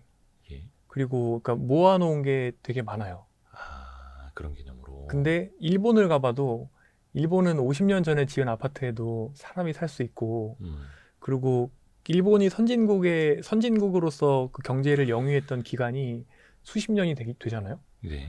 그러다 보니까 그동안 쌓여있는 사회의 부가 굉장히 많고, 그러다 보니까 일본은 이 단카이 세대가 지금 다 이제 고령자가 되셔서 지금 사회에서의 이전 소득과 기타 돌봄 서비스 등등을 누리고 계신데, 그 상황에서 게다가 기축통화여서 돈도 찍어낼 수가 있어요. 그럼에도 불구하고 일본은 힘들잖아요. 근데 생각해보면 우리나라는 우리가 그래도 좀 돈을 잉여로서 모을 수 있게 된 게 얼마 안 된 것 같아요. 제가 봤을 때는 한 15년? 그리고 우리나라가 조금 오래 건물을 쓸 수 있게 제대로 짓기 시작한 지도 얼마 안 된 것 같아요. 그래서 문제는, 근데 여기에 더해서 더 문제는 이탈리아는 매우 천천히 고령화가 진행되었고, 일본도 비교적 한국에 비하면 상당히 천천히 고령화가 진행되었는데, 우리나라는 훨씬 더 빨리 빠르게. 고령화가 진행되고 있고, 약 15년 정도만 지나면 한국이 일본의 고령화 정도를 따라잡을 것이 예상돼요. 그렇죠. 그래서 저는 이것을 이제 부의 면적이라고 말씀을 드리는데, 부를 쌓는 속도, 그게 이제 국력이고, 근데 그 부를 쌓는 속도가 이제 면적으로 이렇게 증가가 되려면 오랜 기간 동안 그 나라가 부강하고 부유했어야 되는 건데, 우리나라는 그 기간이 너무 짧았어요. 근데 걱정이 되는 게 아까 말씀드렸던 대로 이제 어찌 보면 자본도 계속 유출이 되고 있고, 국민연금도 뭐 대놓고 현실적으로 우리나라 익스포저가 없어야 되는 게 맞다 이런 식으로 얘기를 하고 있고, 그러니까 가뜩이나 상황이 안 좋고 급변하고 있고 쌓여있는 부가 없는데 그마저도 우리나라를 빠져나갈 게 우려가 되어서 사실 2040년대가 되었을 때 좀 우리나라가 어떤 형태로 사회가 굴러갈지가 저는 걱정이 많이 되는데, 예를 들어서 사회 간접 자본이라든지 지금은 우리가 당연하게 누리고 있는 전기라든지 수도라든지 도로, 항만, 철도 이런 것들이 과연 제대로 굴러갈 수 있을지? 노후화되고. 네. 이런 걱정이 되는데, 이게 투자 얘기랑은 조금 동떨어진 얘기여서 네. 그냥 요즘에 제가 주로 제일 걱정하고 있는 내용을 말씀을 드린 겁니다. 그러니까 인구 구조도 이제 초고령 사회로 접어들었죠. 65세 인구가 전체 20% 이상 되는. 그리고 인프라도 노후화되고 있고, 생산 가능 인구는 비중이 이제 줄고 있고, 세금 낼 사람보다 어떤 재정적인 도움을 받아야 될 사람이 늘어나고 있고, 그러니까 당연히 이제 잃어버린 몇 년의 시작 아니냐, 초입 국면 아니냐, 또 다들 어둡게 보고 있는 거고요. 근데 이게 우리가 일본을 항상 스터디를 하지만 일본보다 훨씬 더 빠르고 훨씬 더 안 좋은 형태로 이 일이 벌어질 것 같아서 그게 이제 너무 두렵고 무서운 거죠. 그게 유일한 나라가 세계에서 대한민국이라는 거고. 그래서 저도 그래서 되게 고민이 많아요. 그러니까 1월 2일에 우리나라 기획재정부가 2025년 경제정책 방향이라는 걸 내놨는데, 제가 이쪽 취재하고 본 걸로는 진짜 눈을 씻고 봤어요. 대부분 한국은행이나 민간기관의 전망치보다 기획재정부는 뭐 올해든 내년이든 성장률을 더 높이 봅니다. 목표를 담아가지고 열심히 해보겠습니다. 근데 더 낮게 봤어요. 1.8%로. 그럼 그냥 이 재정을 집행하고 경제정책을 집행하는 정부가, 행정부가 우리는 그냥 이제 저성장으로 갑니다라는 것도 인정하는, 혹은 그럴 수밖에 없는 환경 아닌가. 그럼 와, 이거 어떻게 해야 되지? 그래서 그냥 국장 탈출하고 해외로 나가고 해외 투자하고 유학도 해외로 나가고 자녀 취업도 뭐 요즘 많은 분들이 뭐 싱가포르로 보내고 일본으로 보내고 해외 취업 뭐 이런 것도 공부한다 하더라고요. 그게 맞나 싶기도 하고 너무 암울한 거예요. 네. 어떻게 하면 좋겠습니까? 이거는 제가 사실은 답을 찾지 못해서 그 저는 답을 이제- 알면 저도 노벨 경제학상을 받을 텐데. 저는 뭐 산업이나 경제에 대해서 모르기 때문에 근데 다만 이제 제가 생각했던 것들은 이런 것들이 있는데 이제 성장 마인드셋을 우리가 사회가 다시 회복해야 되지 않을까? 그렇죠. 그런 지금은 복지부동 마인드셋이 굉장히 만연해 있는 것 같고 주요 기업들도 그런 게 느껴지고 정부 관료들도 그런 게 느껴지는데 맞아요. 너무 많아요. 네, 근데 좀 사회가 굴러가는 논리, 의사결정의 방식 이런 것들이 조금 더 유연해지고 다이나믹해지고 그런 것들이 필요가 있겠다는 생각이 드는데 근데 답을 못 찾아서 사실 저는 이거는 대표님께 질문을 드리고 싶었던 겁니다. 어떻게 해야 됩니까? 제가 사실 제 유튜브 채널에 경제와 관련된 분들을 모시고 어떻게 해야 되는지를 여쭙고 싶다는 생각도 많이 하고 있거든요. 그러니까 이게 누구나 한번 겪어본 거면은 거기에서 해답을 찾을 수 있어요. 근데 제가 요즘 많이 고민하는 그 대사 중에 하나가 영화 인터스텔라 포스터에 그런 문구가 있습니다. 우리는 답을 찾을 것이다. 언제나 그랬듯이. 근데 대한민국이 IMF 때도 그렇고 그때 뭐 한 5% 이상 역성장하다 막 10% 성장하고 글로벌 금융위기 당시에도 그렇고 엄청난 역성장을 하면은 세계에서 가장 큰 V자로 반등을 해버렸거든요. 그러니까 증시도 충격이 가장 크게 먼저 빨리 올라가고 세계 수출 기지였으니까. 근데 아시다시피 이제는 일시적인 충격이 아니라 장기 저성장으로 가고 있는 그러니까 우리가 지금까지는 마주해보지 않았던 충격 아닌 충격인 거죠. 그러니까 충격이면 차라리 빨리 올라올 텐데 그냥 좌절과 패배로 가는 거여서 저는 더 두려운 거예요. 그래서 얼마 전에 제가 뭐 야식잡설 주제로 다이내믹 코리아라는 걸 좀 올렸었는데 뭔가 2000년대 초반에는 좀 사고도 쳐보고 뭐 좌충우돌도 하고 뭐 해보자 막 이런 게 있었는데 아까도 말씀해 주신 그런 복지부동 마인드셋이 너무 강해져가지고 저 같은 사람이 안 돼 포기하면 안 돼라고 해봐야 그 인터스텔라 그 머피였나 그 책장 뒤에서 그냥 두드리고 있는 거예요. 혼자. 그래서 이거 어떻게 해야 되지? 그래서 저는 혼자 찾은 생각은 그겁니다. 다시 1%에게 맡기자. 어차피 100%가 다 성장은 못한다. 예전에 이건희 회장님이 프랑크푸르트 선언할 때 그 삼성에서도 심지어 남 앞서가는 사람들 뒷다리 잡지 말라고 그 쟁쟁한 사장단을 모아놓고 그 얘기를 하셨던 거잖아요. 저도 그 영상이 기억이 납니다. 너무 그걸 보면서 이 얘기가 요즘에 너무 필요한 세상 같다는 생각을 했습니다. 그래서 대한민국의 100%는 못 바꾼다. 대신에 1%라도 잘 나가게끔 만들어주자. 근데 또 어떤 분들은 야 지금 2024년에 그 낙수 효과가 말이 되냐? 그건 이미 효과 없다는 게 검증이 됐다 또 이러시는데 그럼 방법이 없잖아요.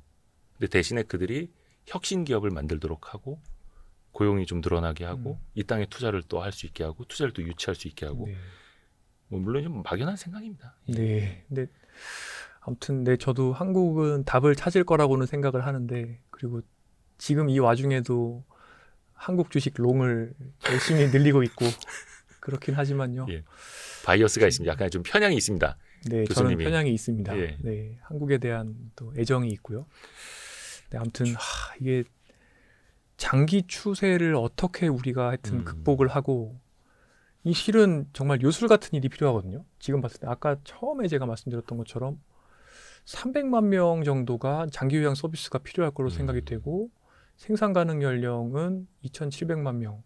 그다음에 우리나라 전체 인구도 많이 줄어 있는 상태. 그 상태에서 그러면 뭐 돌봄이나 이런 것들을 정말 뭐 인력들을 뭐 해외에서 수입할 것인가? 그것도 쉽지 않을 거고.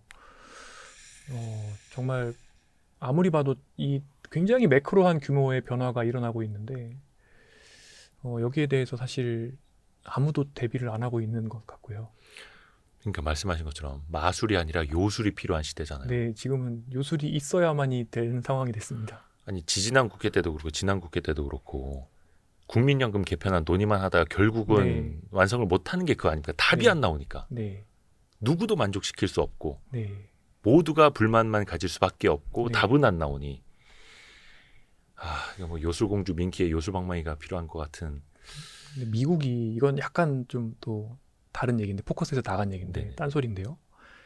저는 미국이 코로나 때 약간 그냥 뇌피셜이에요. 방구석 28, 3 세 가지 숫자를 만들어냈다고 생각해요. 28, 3이요? 근데 20이랑 8이랑 3. 아, 28, 3. 네, 20은 어떤 뭐냐면 돈을 미친 듯이 풀어서 통화량을 1년에 20%씩 늘려서 실질 인플레이션을 1년에 20%씩을 걸어버리는데 하지만 인플레이션 바스켓을 교묘하게 만들어놔서 실제로 인플레이션 통계에는 한 8%만 잡히게 만들고 그 다음에 장난을 쳐서 장기 채권을 3, 4%에 잡아놓는다. 그러면 무슨 일이 벌어지는지 아세요? 어떻게?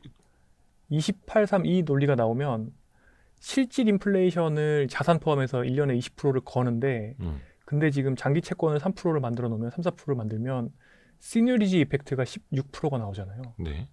그러면은 정부 입장에선 돈을 엄청 때려 푸는데 실질적으로는 점점 정부의 빚의 실질 가치가 떨어지는 효과가 나오는데 그렇죠.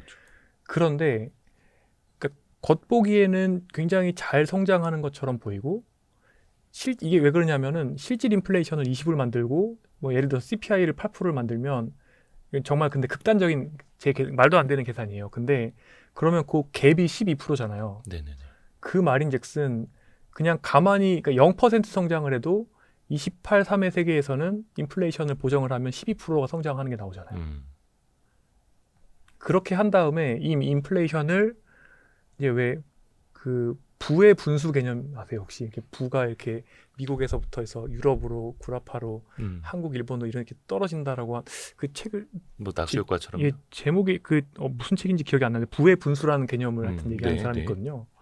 그래서 그러면은 그 다음에 인플레이션을 수출해 버리면 그래서 미국은 그래서 다른 나라로 인플레이션 또 수출해 버리고 근데 지금은 심지어 게다가 미국은 이제 석유 가스까지 자기 안에서 나니까 그렇게 되면서 미국이 요술 방망이를 통해서 성장을 할 거다라고 제가 코로나 때 이제 그 QE가 들어갈 때 제가 생각을 했었어요. 그래서 그때 사실 저는 근데 달러 포지션을 그냥 늘리진 않았는데 달러가 휴지가 될 거라고 생각했거든요. 이렇게 가져가면. 그 당시에도 그 네. 달러는 장기적으로 약세로 빠질 네. 수밖에 없다라고 전망한 전문가들 정말 많으셨죠. 네. 그렇게 돈을 풀어내는데 네. 어떻게 달러가 약세를 안 보이고 배기느냐. 근데 또 달러를 엄청나게 풀어내도 그러니까 2008년 금융위기 때 푼 자산의 거의 10배가 풀렸잖아요. 그 이후에. 네. 전 세계에서 근데도 계속 달러를 모으고 있으니. 네. 전 세계에서. 근데 어쨌든 이게 결국에 저는 그래서 페드의 요술 방망이였다고 생각을 하는데 그 결과로 그러니까 어찌 보면 사람들의 이 생활 수준, 스탠다드 오브 리빙이라고 하나요? 그런 것들은 별로 좋아지지 않았는데 어찌 보면 통계로 잡히는 성장률은 어마무시하게 나오는 상황을 만들어낸 거잖아요. 그래서 거기에 저는 이 결국에 금융의 요술 방망이가 있다고 생각을 많이 했어요. 그냥 개인적인 그냥 방상이에요. 근데 김현성 작가라는 분이 계신데 네. 그 제목을 말하면은 이 수익을 발생할 수 없게 될 겁니다. 왜요? 대한민국이라는 책을 쓴 분인데 이 대한민국이라는 단어가 이제 여기 등장하면은 이제 수익을 받을 수 없기 때문에 이 삐 처리를 해주셔야 됩니다. 네, 그래서 땡땡하는 대한민국이라는 책을 쓰신 분인데 이분 주장이 굉장히 기묘합니다. 이분은 이제 재정을 정부가 써야 된다. 예, 그렇죠. 정부가 케인지안적인 방법으로 돌봄이나 서비스업과 관련된 재정을 많이 써서 그러니까 예를 들어서 지금 뭐 장기요양보험 이제 간병인 이런 수가들 있잖아요. 이런 것들을 대폭 늘려서 결국에 우리나라에서 생산성이 낮은 분야인 서비스업의 생산성을 높여야 된다고 주장을 하세요. 그러면은 이런 뭐 간병 서비스나 뭐 사회복지 서비스 이런 데에 들어가는 돈의 경우에는 결국에 내수에서 돌 거기 때문에 우리나라 내수가 살아날 거다라고 주장을 하시고 이제 그러면은 결국에는 이제 세입이 늘어나기 때문에 결국에 푼 돈이 결국에 돌아올 거다.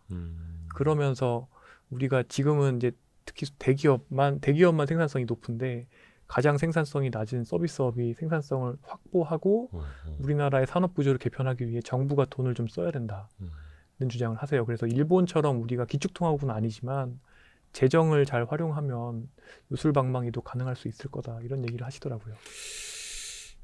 필요한 분야기는 해요. 저도 요즘에 많이 느끼고 있는 건데 우리나라에서 그 왜 가계, 기업, 정부 3대 주체 중에 가장 건전한 건 정부.